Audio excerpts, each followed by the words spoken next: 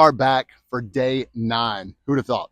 And today I want to talk about some of the hidden costs as a first-time home buyer that you are going to have to pay on your run-up to buy that first house. So number one, we hear a lot of times that there are loan programs that are 0% down, only 3.5% down, which is true, right? A USDA loan, you do not have to bring any down.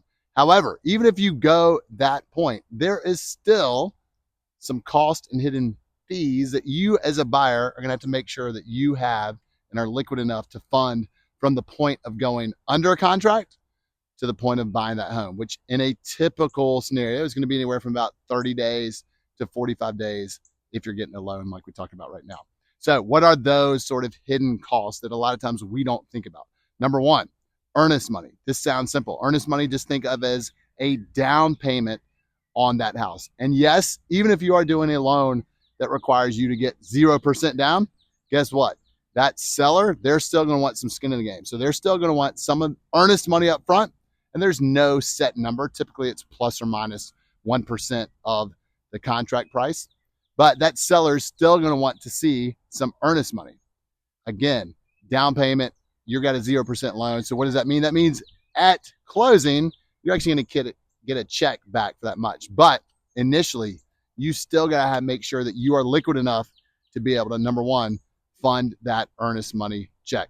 Number two, that a lot of us really don't think about as we go, right? First time home buyer, you go under contract on that house. Guess what? You are for sure going to want to get an inspection. And an inspection in the Greenville market, depending on the size of the house, you're probably budgeting between $500 to $750.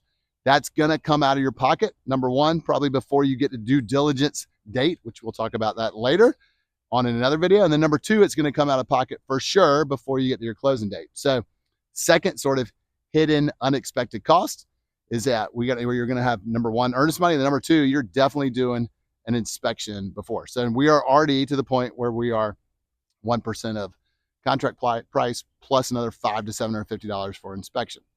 Thirdly, guess what? If you're using a lender, right, because we're taking a mortgage out of this, that mortgagee is more than likely want to get that house appraised that you're about to buy, right? Because they want to make sure that that piece of property that you're buying works and it fits and is worth as much as that contract price. So they're going to want to get an appraisal on it. And guess what? Most of the time, that appraisal fee is due before closing, and that appraisal fee is paid by you as the buyer. Occasionally, you will see some lenders and some attorneys let that fee be paid at closing, but more than likely, that fee, again, it's probably $500 to $750.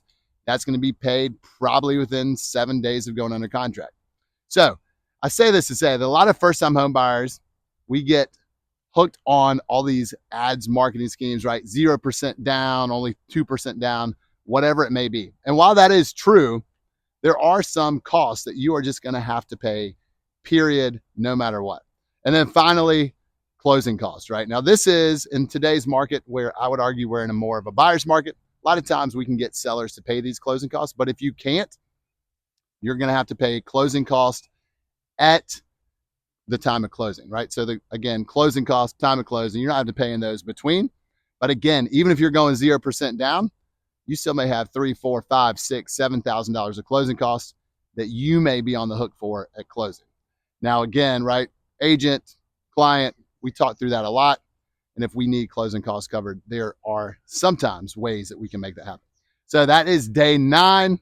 Just thought to myself, because I've had this conversation a lot, probably within the last few weeks with several first-time home buyers. Hey, what does it really mean to go under contract? And then what am I going to be on the hook for? So that's day 9. We'll see what we got for day 10. See ya.